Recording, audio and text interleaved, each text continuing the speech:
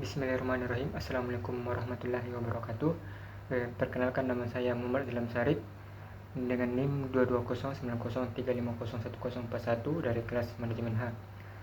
Pada kesempatan kali ini saya akan menjelaskan salah satu topik materi dari teori pengantar ekonomi makro, yaitu keseimbangan ekonomi tiga sektor. Nah, adapun sub-sub materi yang akan saya jelaskan nantinya yaitu yang pertama, adanya aliran-aliran pendapatan dan pembelanjaan dalam ekonomi tiga sektor, secara keseimbangan dalam ekonomi tiga sektor, dan jenis-jenis pajak yang dikutip pemerintah. Nah, langsung saja saya jelaskan. Maksud dari perekonomian tiga sektor adalah perekonomian yang terdiri dari sektor-sektor yang seperti berikut, seperti rumah tangga, perusahaan, dan pemerintah.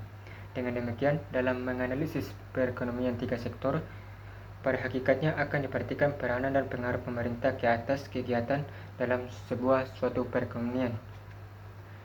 Campur tangan pemerintah dalam perekonomian menimbulkan dua perubahan penting dalam proses penentuan keseimbangan pendapatan nasional, yaitu yang pertama, pungutan pajak yang dilakukan pemerintah akan mengurangi pengeluaran agregat melalui pengurangan ke atas konsumsi rumah tangga.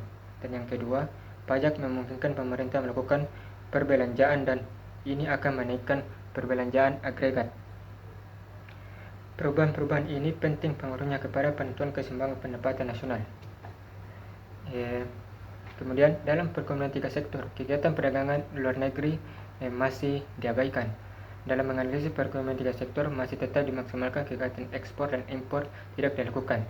Ini berarti analisis yang dibuat masih memisalkan bahwa barang-barang dan jasa yang diproduksikan tidak dijual ke luar negeri dan masyarakat atau perusahaan tidak membeli dengan menggunakan barang-barang dan jasa yang diimpor. Disebabkan oleh ketiadaan perdagangan luar negeri, maka perekonomian tiga sektor dinamakan juga perekonomian tertutup. Baik, kita masuk ke subjudul, yaitu aliran pendapatan dan syarat keseimbangan. Analisis keseimbangan pendapatan nasional dalam perekonomian tiga sektor bertujuan untuk menunjukkan penentuan pendapatan nasional dalam perekonomian di mana terdapat pemerintah.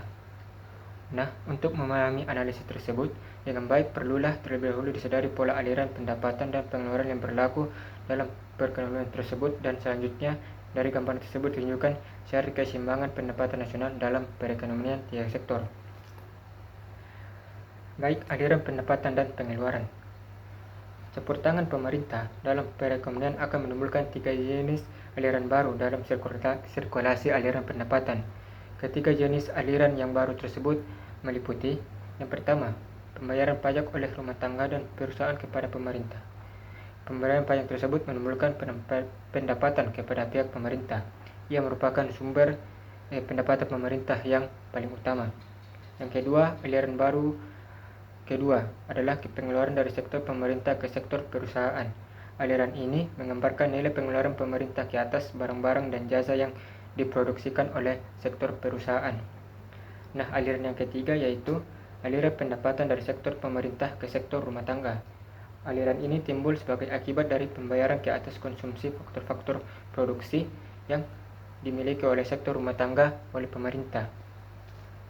Nah, dengan adanya tiga aliran tersebut, corak aliran dalam pendapatan perekonomian tertutup adalah dapat dilihat bahwa dalam suatu perekonomian tertutup, ciri-ciri pokok dari aliran pendapatan dan pengeluarannya adalah sebagai berikut. Yang pertama, pembayaran oleh sektor perusahaan sekarang dapat dibedakan menjadi dua jenis, yaitu pembayaran kepada sektor rumah tangga dibagi pendapatan kepada faktor-faktor produksi, dan pembayaran pajak pendapatan perusahaan kepada pemerintah. Yang kedua, pendapatan yang diterima rumah tangga sekarang berasal dari dua sumber. Yang pertama, dari sumber pembayaran gaji dan upah sewa bunga dan untung oleh perusahaan, dan dari pembayaran gaji dan upah oleh pemerintah. Sumber yang ketiga yaitu pemerintah menerima pendapatan berupa pajak dari perusahaan dan rumah tangga. Yang keempat, pendapatan diterima rumah tangga akan digunakan untuk memenuhi tiga kebutuhan, yaitu membayar dan membayar pengeluaran konsumsi. Yang kedua, disimpan sebagai tabungan, dan yang terakhir membayar pajak pendapatan rumah tangga.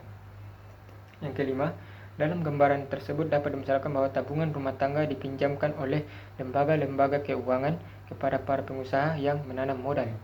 Yang keenam, pengeluaran akibat pengeluaran agregat yang telah menjadi bertambah banyak jenisnya, yaitu di samping pengeluaran konsumsi dan investasi, sekarang termasuk pula pengeluaran pemerintah. Selanjutnya yaitu syarat keseimbangan. Suatu perekonomian keseimbangan pendapatan nasional akan dicapai apabila pengeluaran agregat adalah sama dengan pengeluaran agregat. Dalam perekonomian yang tidak melakukan perdagangan luar negeri, pengeluaran agregat adalah sama dengan pendapatan nasional, yaitu sama dengan nilai barang dan jasa yang diproduksikan dalam perekonomian dalam suatu produk tertentu.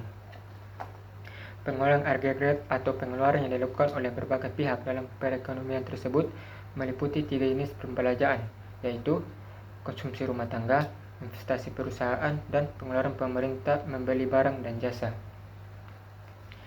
Selanjutnya yaitu jenis-jenis pajak. Dalam setiap perekonomian pemerintah perlu melakukan berbagai jenis perbelanjaan. Pengeluaran untuk membiayai administrasi pemerintah, membangun dan memperbaiki infrastruktur, menyediakan fasilitas dan kesehatan, dan membiayai anggota polisi dan tentara untuk menjaga keamanan merupakan pengeluaran yang tidak boleh dielakkan oleh pemerintah. Mengapa demikian? Untuk dapat membiayai pengeluaran tersebut, pemerintah perlu mencari dana. Nah, dana tersebut terutama diperoleh dari pungutan pajak di atas rumah tangga dan perusahaan. Nah, dari yang saya bicarakan tadi, terdapat macam-macam pajak dari sumber dana untuk membiayai pengeluaran pemerintah, yaitu adanya pajak langsung dan pajak tidak langsung. Nah, pajak langsung adalah jenis pungutan pemerintah yang secara langsung dikumpulkan dari pihak yang wajib membayar pajak. Jadi, setiap individu yang bekerja dan perusahaan yang menjalankan kegiatan dan memperoleh keuntungan wajib membayar pajak. Jenis pajak yang kedua yaitu pajak tidak langsung, yang berarti pajak yang bebannya dapat dipindah-pindahkan kepada pihak lain. Jadi, salah satu jenis pajak tak langsung yang penting adalah pajak impor. Biasanya, pada akhirnya yang akan menunjukkan beban pajak tersebut adalah para konsumen. Selanjutnya yaitu bentuk-bentuk pajak pendapatan. Yang pertama yaitu pajak regresif, yaitu sistem pajak yang presentasi pungutan pajaknya menurun apabila pendapatan yang dikenakan pajak menjadi bertambah tinggi. Dalam sistem ini, pada pendapatan rendah, pajak yang dipungut meliputi bagian yang tinggi dari pendapatan tersebut. Bentuk yang kedua yaitu pajak proporsional, yaitu presentasi pungutan pajak yang tetap besarnya pada berbagai tingkat pendapatan, yaitu dari pendapatan yang sangat rendah kepada yang sangat tinggi.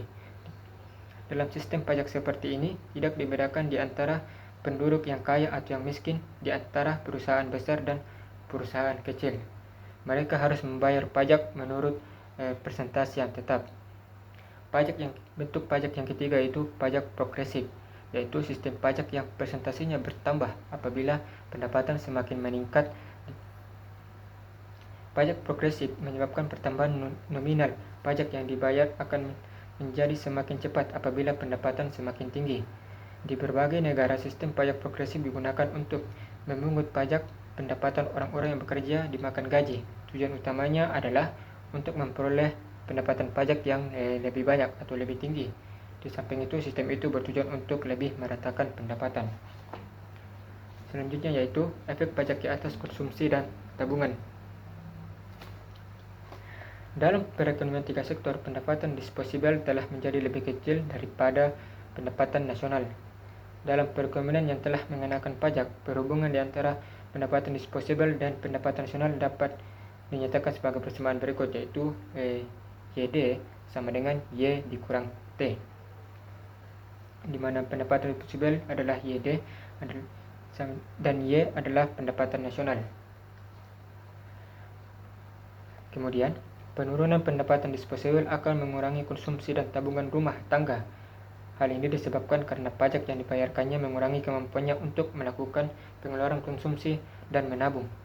Berdasarkan kepada sifat pengaruh pajak kepada pendapatan disposibel, pengeluaran konsumsi dan tabungan secara umum dapat dirumuskan sebagai berikut. Yang pertama, pajak yang dipungut akan mengurangi pendapatan disposibel sebanyak pajak yang dipungut pada hal tersebut. Kedua, penurunan pendapatan disposibel menyebabkan pengeluaran konsumsi dan tabungan rumah tangga akan berkurang pada berbagai tingkat pendapatan. Ya, mungkin itulah tadi yang sempat saya jelaskan mengenai perekonomian keseimbangan ekonomi tiga sektor, yaitu aliran pendapatan dan pembagian dalam ekonomi tiga sektor, syarat keseimbangan dalam ekonomi tiga sektor, dan jenis-jenis pajak yang dikutip oleh pemerintah. Mungkin cukup sekian yang sempat saya sampaikan. Kurang dan lebihnya mohon dimaafkan.